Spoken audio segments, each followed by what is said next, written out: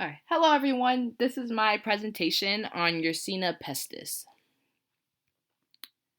So, a little bit about the morphology of Yersinia pestis. It is a gram-negative bacteria, non-motile coccobacillus bacterium without any spores. It is also a facultative anaerobic bacteria that produces an anti-phagocytic slime layer.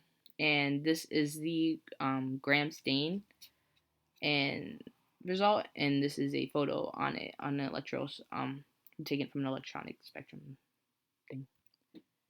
The disease. So the main disease caused by Y pestis is the plague. The humans get the plague after um getting bitten by a rodent flea that carries the bacterium. It also can enter the body through a break in the skin after direct contact with meat or blood of an infected animal. You can also get it by air droplets of the bacterium if you're in close contact with somebody that has the plague infection in their lungs. So, some symptoms of the plague. The most common one is the bubonic plague. We have the septicemic plague and the pneumonic plague. The bubonic plague is the lymph nodes are infected, which causes the bulbs. This is high fever, chills, muscle aches, headaches, and extreme weakness. The septicemic plague, it is the blood-borne one. This is nausea. The symptoms are nausea, vomiting, diarrhea, abdominal pain. There's also bleeding problems such as bleeding under the skin, scattered bruises, blood in the urine, abnormal bleeding from the mouth, nose, and rectum. This bleeding loss can cause signs of shock, kidney failure, severe breathing difficulties, and death. The pneumonic plague is the rarest form, and it has high fevers, chills, headaches, chest pain, rapid breathing, severe shortness of breath, and coughs that can bring up blood. So, some treatments of the plague are antibiotics. These antibiotics are ciprofloxacin, levofloxacin, moxifloxacin, gentamicin, and streptomycin.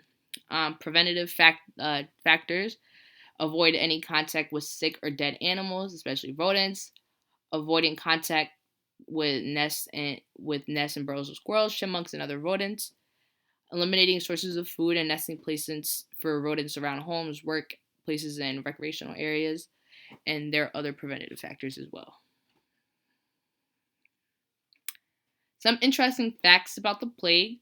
So, the bacteria was discovered in 1894, and it was originally given the name Pasteurella pestis, but it was renamed to Yersinia pestis in 1944.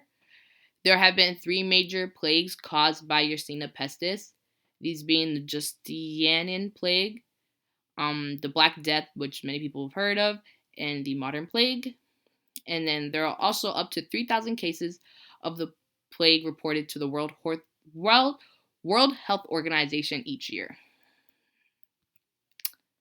So the plague and COVID-19. So during the COVID-19 epidemic, there was a high incidence of the pneumonic plague in Madagascar. This might be due to some of the symptoms being similar to COVID-19, which caused a misdiagnosis. Um, Also, other factors is that healthcare isn't as accessible, which causes you not be able to get to antibiotics and things of those nature.